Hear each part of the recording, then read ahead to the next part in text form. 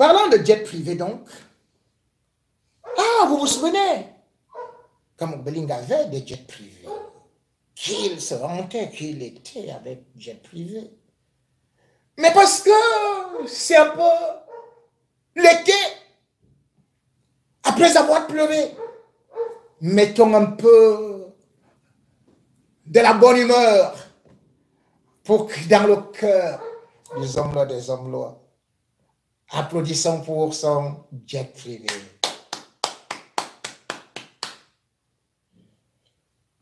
Ah, Mugbelinga, c'est l'histoire de ce garçon qui, dans une émission le 14 avril 2017, décryptage, présenté par Ernest Obama, qui était à cette période-là directeur de Vision 4, devant son employé, il était en train d'admirer comment est-ce que celui-là lui disait qu'il venait de nulle part.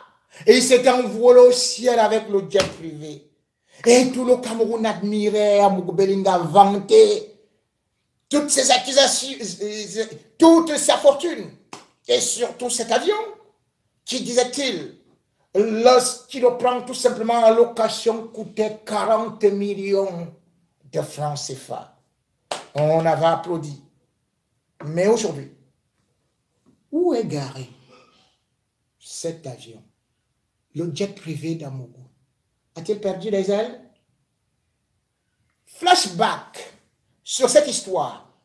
Une autre invention de cet homme qui voulait nous montrer qu'il n'était qu'un laveur d'assiettes dans des restaurants, qu'il était un pousseur et qu'il a eu à s'élever à des hauteurs alpestres, qu'il était déjà non loin à côté de Dieu, disant que qu'est-ce que vous croyez? 40 millions pour un jet privé, c'est quoi? C'est rien du tout, ça ne représente rien. Alors, je vous invite de venir monter dans le premier jet privé d'Mugbelinga. D'où sortait-il? Eh bien, voici la vraie histoire du jet privé. Et surtout, la sensation dans un avion, quand un campagnard monte dans l'avion, dans le jet privé, ça crée des secousses. Et ça a secoué. Et ce jour-là, le jet privé d'Mugbelinga avait été loué dans une société qu'on appelle Jet Set. Non. Jet Coast. Jet Coast, c'est à côté de l'hôtel Somatel. C'est une société qui vend les billets d'avion. Et pour ces billets d'avion, il suffit tout simplement de dire, je veux aussi un jet privé, on peut vous en donner, puisque l'essentiel, c'est de ne pas dépasser 2 heures de vol. C'est ça. Il s'était donc présenté pour aller épater l'autre villageois, parce qu'il voulait avoir des contrats. Donc, toi, t'es là. Il s'était donc présenté là-bas. Il a dit, je veux un jet privé. Les gars ont eu à lui trouver un vieil avion venant du Portugal. C'était interdit de rouler, de voler. Et lorsque l'avion est arrivé, on lui a dit, bon, écoute, avec l'équipage, donc un retraité portugais, on te vend ça on te loue ça à 4 millions. Premier mensonge, ce n'était pas 40 millions, c'était 4 millions de francs CFA. Et c'est ainsi que, lorsqu'il devait donc décoller à Yaoundé, premier couac, eh bien, le commissaire adjoint avait fait un contrôle en disant que non, ça c'est pour les narcotrafiquants et tout ça. Pourquoi? Parce que, en réalité, il avait pris les bandes collantes. C'est-à-dire que ça avait été fait à l'avenue Kennedy pour venir coller sur cet avion-là. Et puis, on voulait fouiller l'avion, il s'était opposé puisqu'il a le passeport diplomatique. Finalement, le commissaire n'avait pas fouillé. Mais il va donc arriver que le vol va s'élever.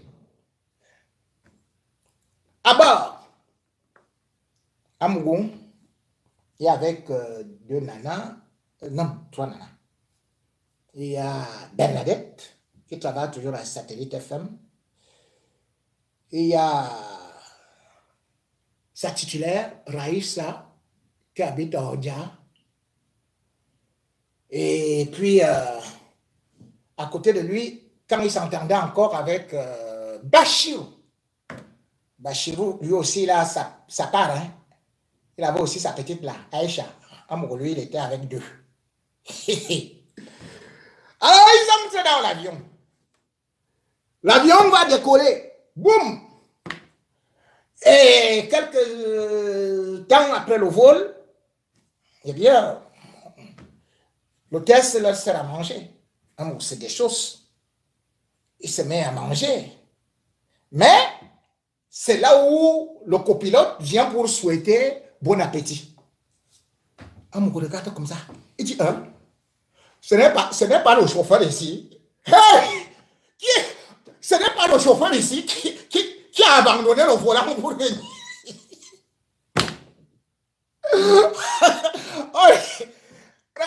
Ça nana là, Aïssa, Raïssa, lui dit que non. Jean-Pierre, on ne dit pas chauffeur. On dit que pilote. Il dit, ah, je m'en fous. Comment? Il doit aller prendre le volant. Hein? Il laisse l'avion. L'avion est en train d'aller où comme ça avec nous? Ouais. Le monsieur, lui, ne comprend pas, puisqu'il est portugais. Il regarde Amgo comme ça, lui, il cherche aussi à parler en portugais. Amgo se lève, il bouscule le monsieur. Va au volant. Le vieux père d'autrui, il est parti. Il a montré, il a fermé son cockpit. Amgo reste donc. Nous sommes à 20 minutes de l'atterrissage. Zone de turbulence. L'avion commence à faire. Amgo dit, Amgo regarde comme ça. Et Amgo se lève. Il court. Il dit que l'avion va tomber. Il court. Qu'il doit aller entrer dans le cockpit. Le cockpit était déjà bloqué. Allez, Amgo cherche à tirer. Il dit, Bachirou, viens m'aider. Les filles, venez. On essaye, il n'y a pas moyen. Or, il y a l'hôtesse là. L'hôtesse leur dit que ce que vous êtes en train de faire là est une activité dangereuse. Parce que vous tous êtes partis devant, l'avion n'est pas équilibré. On vous dit, ah bon, hein? Il faut équilibrer. Donc, il faut équilibrer. On court, pied nu, hein? Il va derrière l'avion. Il va de l'autre côté là-bas. Bachirou lui aussi va courir. Il dit, non. Toi, va là-bas devant. Ce n'est pas moi le patron qui doit d'abord mourir. Si l'avion plonge comme ça, il faut d'abord que ce soit vous. Moi, j'ai des choses à faire. L'avion secoue encore. Les filles. Finalement, on dit, il faut équilibrer. Et tandis comme ça là. Bachirou va du côté du devant. Les deux filles disent, tenez-vous au milieu et tout. Et je vous dis, on commence. Dès qu'il a encore senti comment l'avion bougeait, et il dit, je savais bien, on m'avait dit qu'on voulait ma peau, on voulait me tuer. Là, il s'est dit, pardon? Donc tu savais qu'on te cherche comme ça, et toi tu nous appelles ici? Allez, Bachirou déclenche aussi. Bachirou commence à prier en foufourdé. Bachirou dit, je suis le dernier, il a d'abord dit que je suis le dernier de ma famille. Sadana dit aussi, je suis aussi dernière de ma famille. C'est là où elle va donner son vrai nom, qu'elle ne s'appelle même pas Mireille, elle s'appelle Aïcha. Bachirou a parlé le foufoule de ce jour-là. Pendant ce temps, Amgo est déjà de l'autre côté. Il est en train, Mario,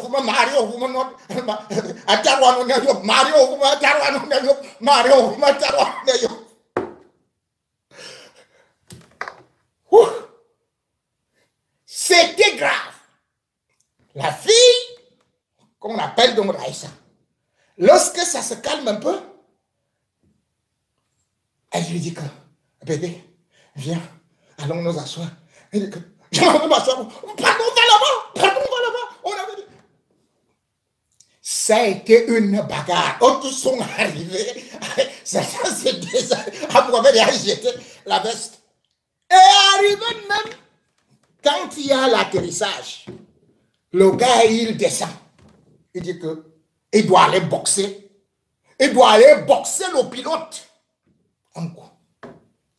Si on vous dit comment ça s'est passé, et on l'arrête, on lui dit que tu ne peux pas aller boxer le papa d'autrui, que tu dis qu'on a voulu seulement, que tu savais que les gens te calculent. Toi, tu es seulement venu pour nous vendre. Pourquoi tu as fait ça? Tu es méchant, tu es méchant. Maintenant, on entre dans le véhicule.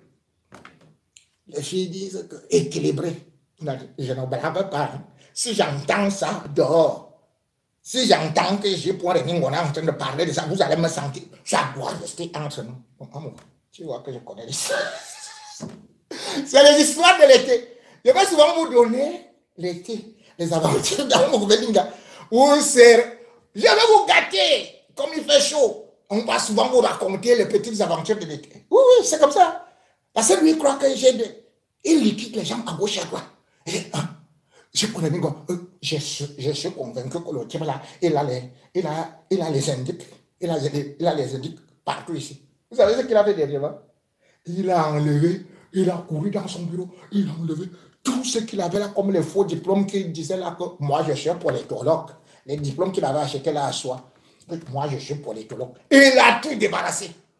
Maintenant, il cherche les micros pour voir là où j'ai branché les micros là-bas dans son bureau. C'est là-bas. Hein. Les micros sont là. C'est vrai que tu vois quand même que dans ton secrétariat là, même comme tu les accuses là, bon. Alors tu vois, là il y a les quatre là. Déjà même les gens qui sont souvent là, que tu as installés dehors là, sur les bancs, les deux gardiens de prison qui sont à donner là, eux-mêmes ils portent des micros et des caméras. Tu vois, je vais t'aider. Tu parles, tu vois, dans ta salle d'attente là, non? Tu vois ta salle d'attente là, non? Là, il y a le salon, quoi là, qui ressemble un peu au salon, quoi, Louis XIV, puisque tu aimes trop Louis XIV. Tu as vu, non? Il y a deux chaises comme ça.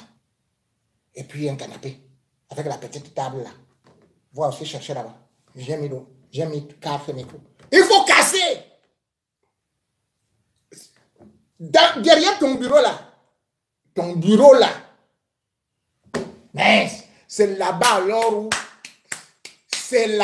se trouve même mon studio. Même quand tu as enlevé, tu ne crois qu'il n'y a que des chevals qui étaient là. Que le gars Wadjo était venu te donner, le gars de mon colola que tu croyais qu'il venait du Niger, d'Agadez. C'est moi qui l'ai envoyé. Hein. C'est moi qui l'ai envoyé. Tu as bien escroqué. Et la queue de cheval, que tu disais que c'est pour que tu aies le pouvoir, que tu dois remplacer Biala. J'ai installé le micro là.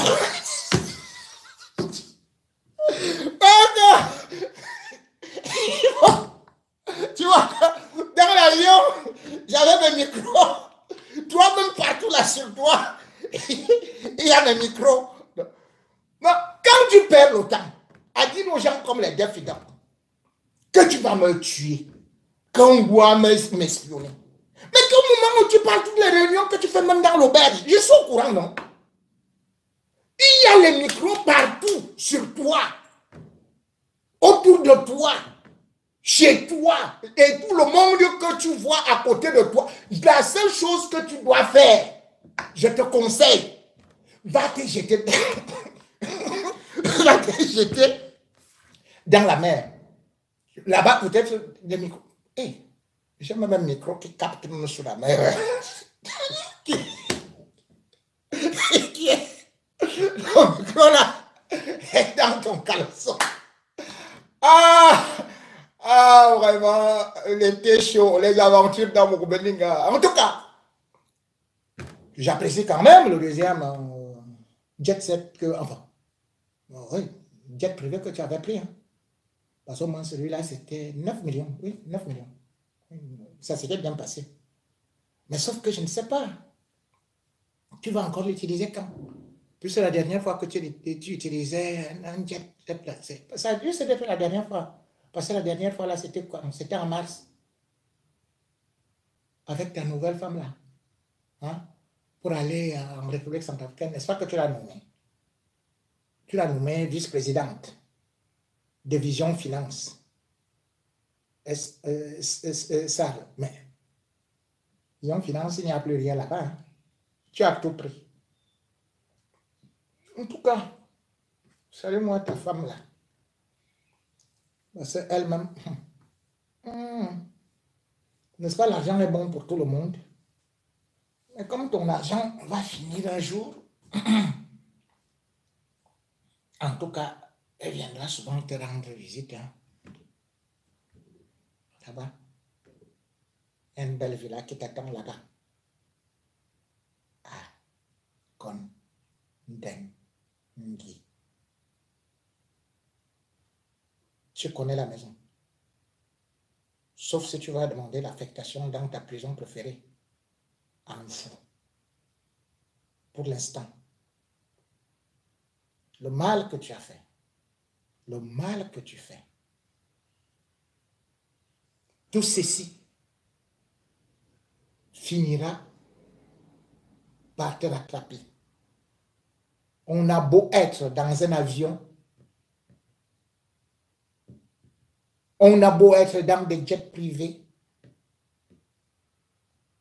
mais la justice de Dieu finit toujours par triompher. Après avoir beaucoup fait le grand, on finit tout petit. D'où on est sorti. J'espère qu'au moins, au lieu de vous pourchasser avec ton poids de là, faites un examen de conscience parce que c'est le peuple qui vous poursuivra. Ce sont les familles des victimes qui vous poursuivront. C'est l'histoire qui vous poursuivra. L'argent ne vous sauvera pas.